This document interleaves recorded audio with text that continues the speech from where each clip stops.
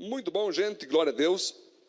Chegamos em Atos 9, um dos capítulos mais maravilhosos da Bíblia, na verdade, né, do capítulo Atos 9, do livro de Atos, que fala da conversão de Saulo. Nós viemos falando de um homem, né, nos últimos dois capítulos, eu trabalhei Atos 7 e Atos 8, onde vai surgir um homem chamado Saulo, que era um judeu, que era um perseguidor de cristãos, ele matava cristãos, ele prendia cristãos, ok? E aí no capítulo 9, Saulo, que era o nome dele, Saulo, né? Ele estava com tanta raiva de cristãos, estava com tanta raiva do cristianismo, da igreja avançando, que ele não suportava nem a ideia que tinha outras igrejas sendo plantadas, porque até então só em Jerusalém tinha cristãos, né? Só que a igreja cresceu de tal maneira que ela foi para Damasco, que ela foi para todas as regiões, Samaria, a todas as cidades, todas as outras tribos.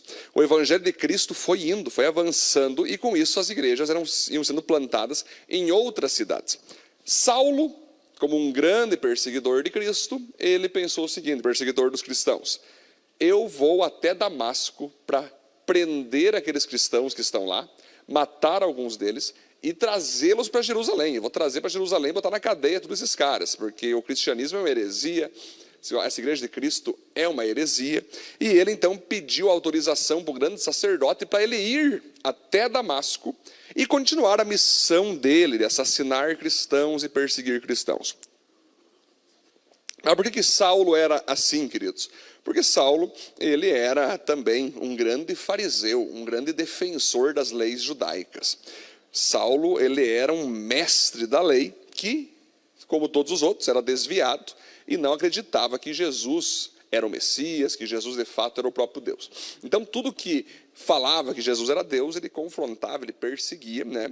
E no caminho de Damasco, é interessante, queridos, imagine Saulo, né? Saulo, ele no caminho de Damasco, na estrada de Damasco, a Bíblia vai falar aqui em Atos 9, que ele vê uma luz diante dele, que o deixa cego, uma luz tão forte, mas tão forte, certamente 1000 vezes mais forte que o sol, que você ficar olhando para o sol, aquilo cegou ele, e uma voz dessa luz saiu dizendo: Saulo, Saulo, por que tu me persegues? Saulo, já cego, pergunta: Senhor, quem és tu? Quem é o Senhor para que eu te persiga? Eu não lembro de estar perseguindo nenhum líder, nenhum Senhor, nenhum anjo. E aí Jesus diz: eu sou Jesus, aquele a quem você persegue. Imagine só o susto que Saulo deve ter tomado.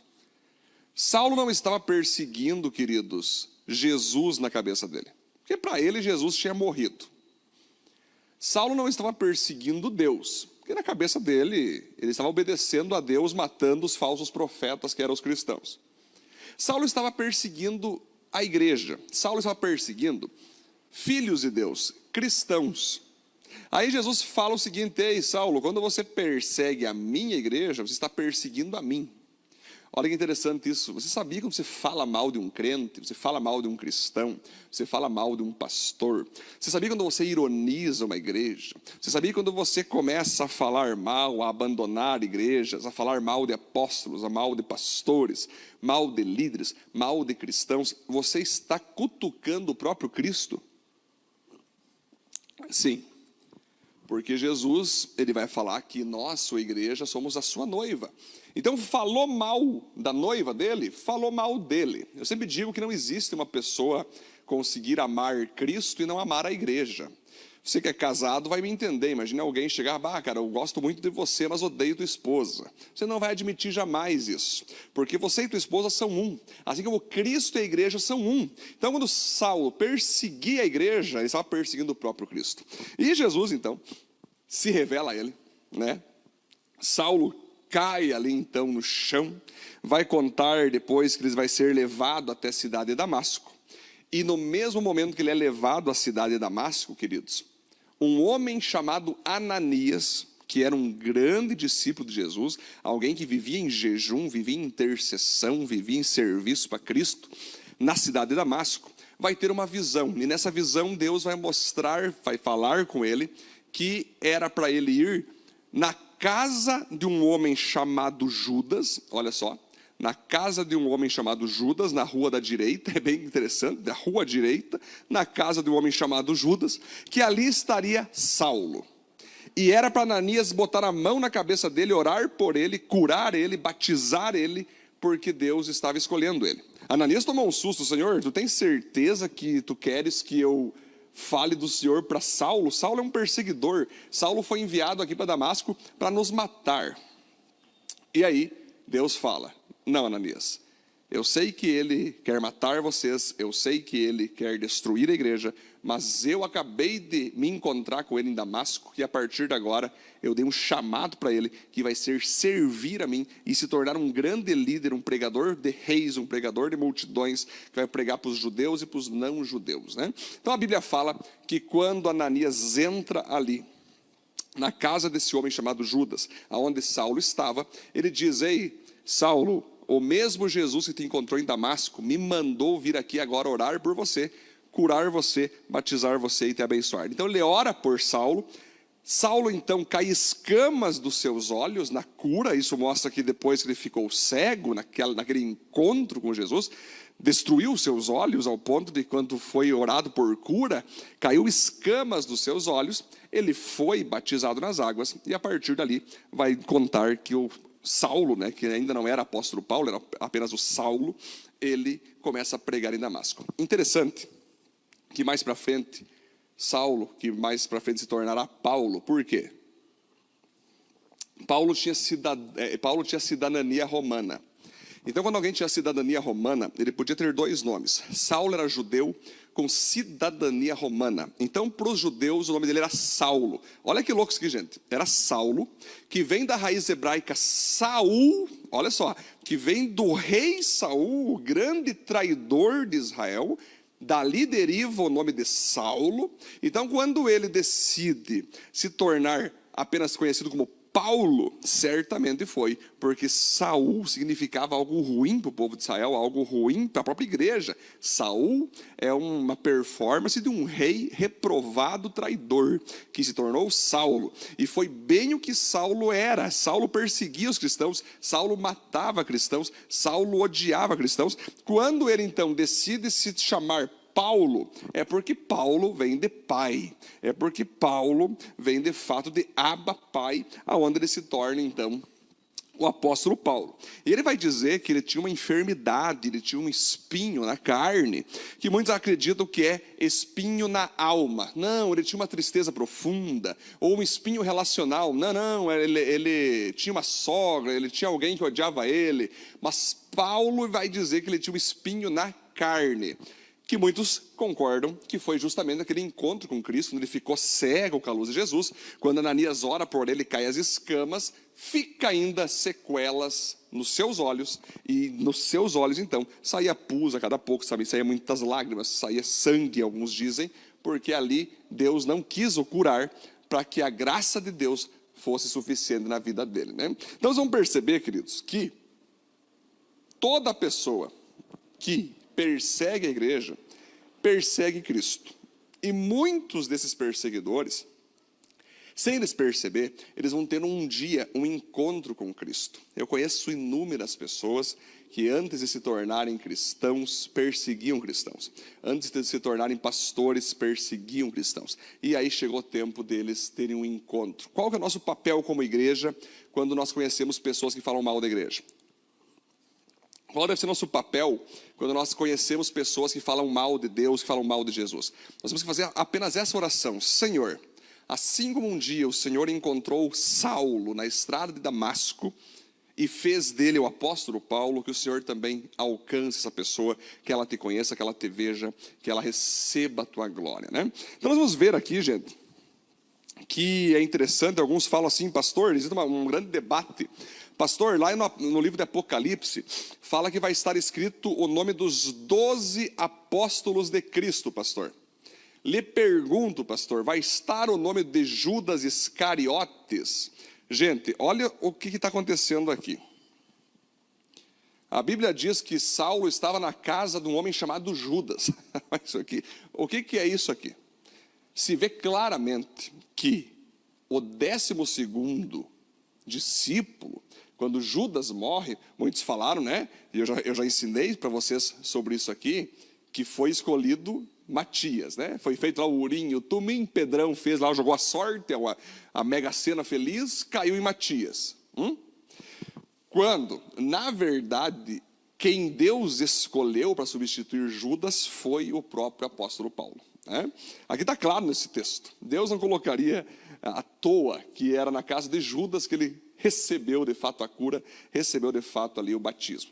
Então sim, o apóstolo Paulo entra com tanta força no meio dos apóstolos que ele se torna literalmente o substituto de Judas, né? Tanto que ele viu Jesus, ele pôde ver a glória de Jesus, ele pôde ver a face de Jesus, né? Aí nós vamos ver que Saulo, ele começou a pregar também em Damasco, né? Ele estava na cidade de Damasco, ele foi curado na cidade de Damasco, e ele imediatamente começou o seu ministério.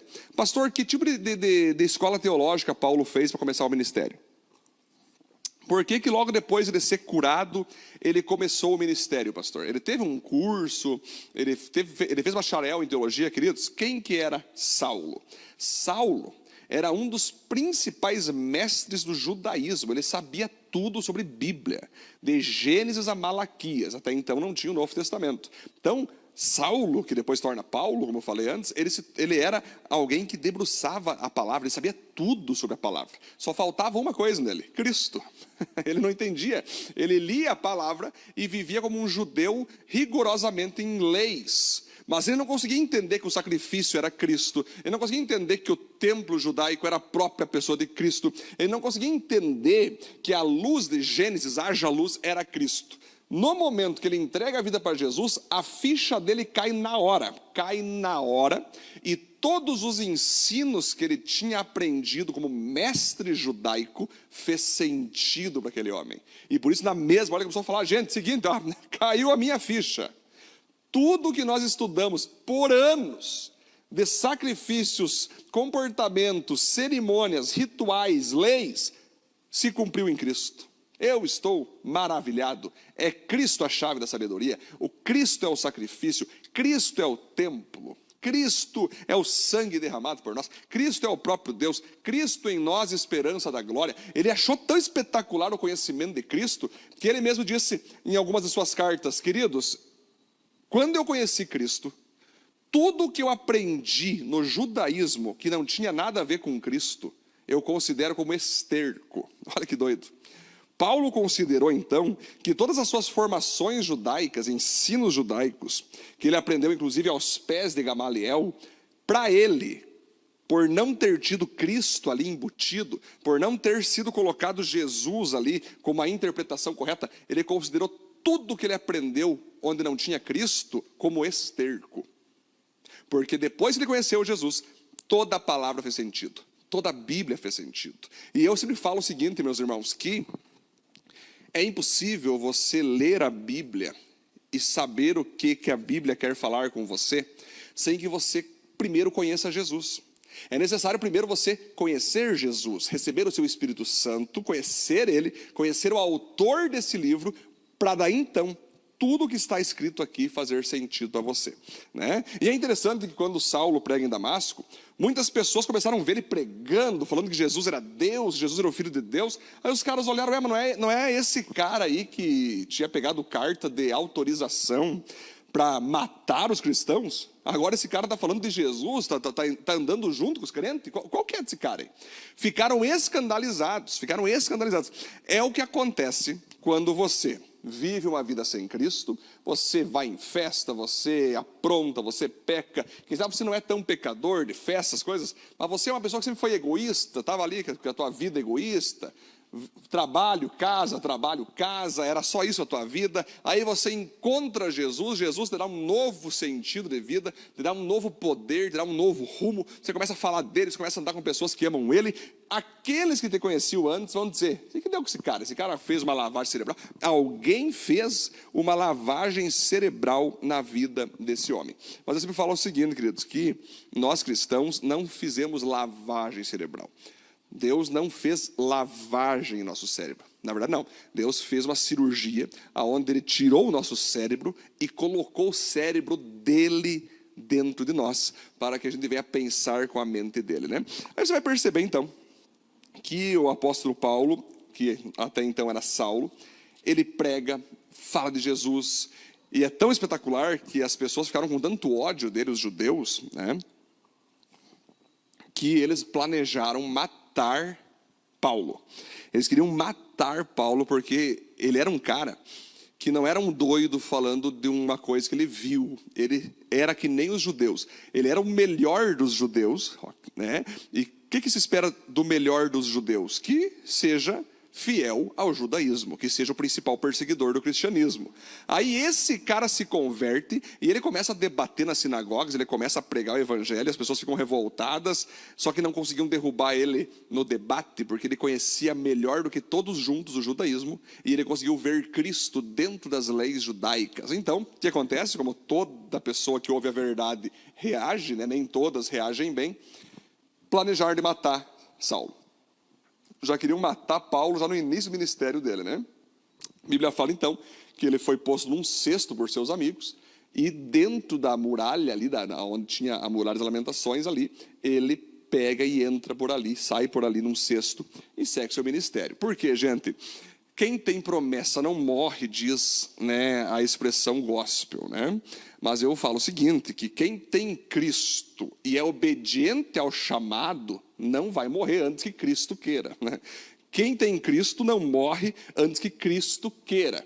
Não era a hora de Paulo, não era a hora dele morrer, ele tinha que fazer muita coisa, tinha que plantar muita igreja ainda, né? Então, aconteceu isso, Saulo faz tudo isso, e depois, finalmente, então, Saulo precisa ir até Jerusalém para conhecer Pedro, Tiago, João, os queridos que eram as colunas, né? Imagine só, quem que eram os líderes da igreja de Cristo? Pedro, Tiago e João, né? Aí quando Saulo vai lá para Jerusalém se apresentar para aquela galera, sabe o que os caras fazem? Não, deixa ele entrar aqui, esse cara aí não é de Deus. Imagina, queridos. Os caras quase botaram um cruz credo no Saulo. Não, esse cara tentou matar nós tudo aqui. Não deixa esse cara entrar, Deus me livre.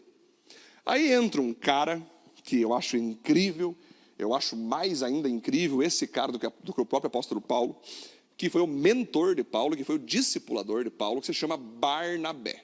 Barnabé abraça Saulo, entra com ele no meio dos apóstolos, fala, gente, esse cara aqui, ó, ele viu o nosso Senhor Jesus. Ele se converteu. Não é o que vocês estão pregando, que todos que encontrar Cristo vão se converter. Por que ele não pode? Ele se converteu, ele entregou a vida para Jesus, ele teve um chamado poderoso, ele está batizado, ele está curado, e ele é uma peça fundamental para o crescimento da igreja de Cristo. E aí Barnabé, então, introduz Paulo dentro dos judeus ali da igreja de Jerusalém. Tanto é que Paulo, mais tarde, vai escrever aos Gálatas, que quando ele foi conhecer Pedro, Tiago e João, ele imaginou que ele veria pessoas maravilhosas, que ele veria apóstolos poderosos. Mas ele mesmo disse que os apóstolos, Pedro, Tiago e João, em nada acrescentaram para a vida dele. Imagina só, né? De tanto que ele tinha intimidade com Deus, ele estava tão cheio do Espírito Santo, que ele acabou, então, quase que não percebendo muita autoridade em Pedro, Tiago e João, né? Mas ele teve que ir lá, porque querendo Paulo ou não, eles eram a cobertura da igreja de Cristo, e com a bênção deles, ele conseguiu e seguiu a sua vida, seguiu a sua viagem missionária, né?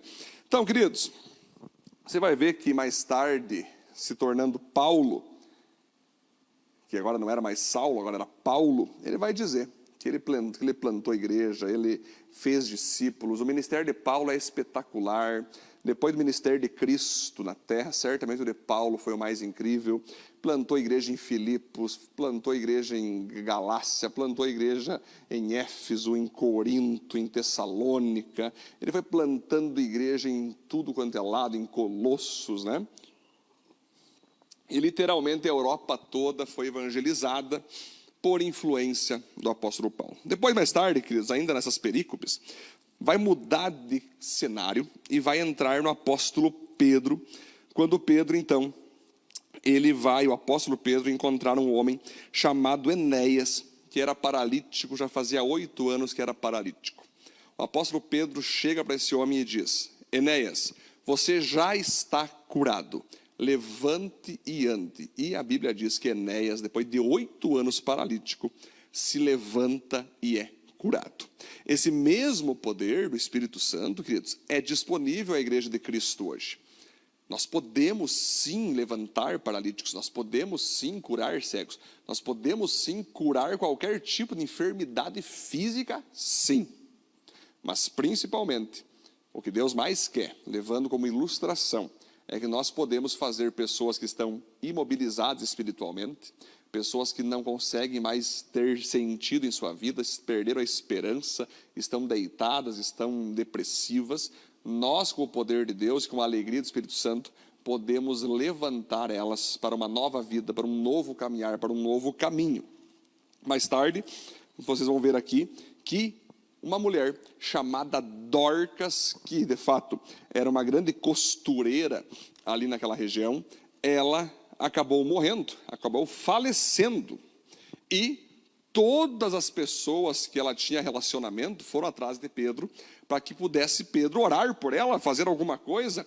E aquelas mulheres diziam: gente, Dorcas não podia ter morrido, porque Dorcas era muito top, Dorcas me ajudava, Dorcas fazia vestidos para os pobres, Dorcas era influente, ela era maravilhosa, ela não podia ter morrido, Pedro, por favor, nos ajude. E a Bíblia vai falar então que Pedro ora por essa mulher e ressuscita essa mulher.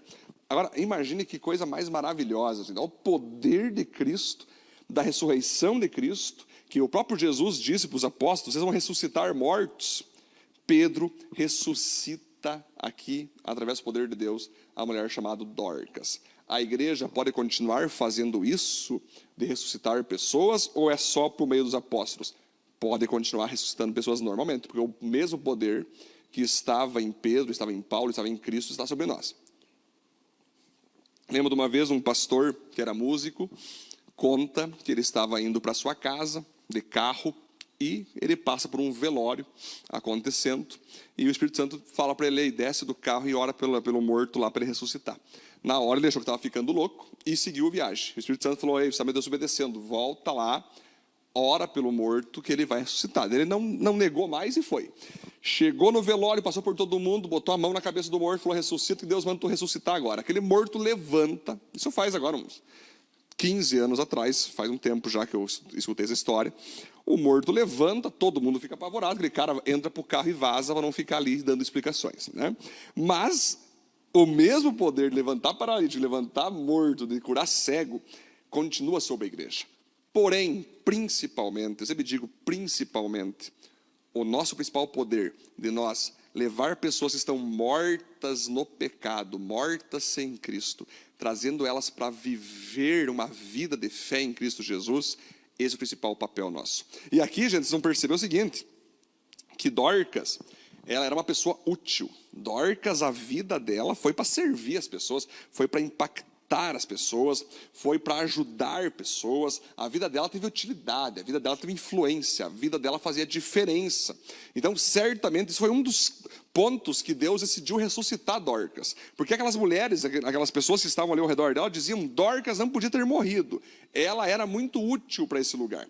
Você sabe que quando a tua vida não tem utilidade social alguma, você não merece viver, você não precisa viver. Você não deveria estar na terra apenas para respirar o nosso ar, apenas para sugar nossas energias. Você deveria estar na terra para servir pessoas, para fazer a diferença na vida das pessoas. Dorcas é essa mulher. Ela fez a diferença na vida das pessoas e Deus fez a diferença na vida dela, ressuscitando ela para viver uma nova vida, ter uma segunda chance de vida, né? E nós, então, quero finalizar falando sobre isso hoje, que assim como um peixe fora da água vai morrer, assim como um pássaro dentro da água morre. Por quê? Porque um peixe foi criado para estar na água e um pássaro foi criado para estar fora da água, estar na terra, estar no ar. Eles foram criados nesse ambiente, esse é o ambiente que eles podem viver. Nós, seres humanos, fomos criados com um ambiente no Jardim do Éden que nos deixa vivos, que é a presença de Deus. Quando nós fomos tirados do Jardim do Éden, fomos tirados do ambiente divino, nós imediatamente morremos espiritualmente. Por quê, queridos? Assim como o peixe depende da água, nós dependemos de Deus para nos manter vivos. Então, toda pessoa que não tem Cristo Jesus está morta espiritualmente, porque ela não está naquele ambiente divino, aquele ambiente de glória que se espera de alguém que nasceu criatura de Deus. Então, nós, por ter recebido Jesus, nós por ter alcançado Jesus, nós por agora estar nesse ambiente divino do Senhor que nos trouxe vida, o que nós temos que fazer agora, queridos? Nós temos que levar outras pessoas para o mar, para o oceano de Deus, para que elas também vivam. Amém, queridos?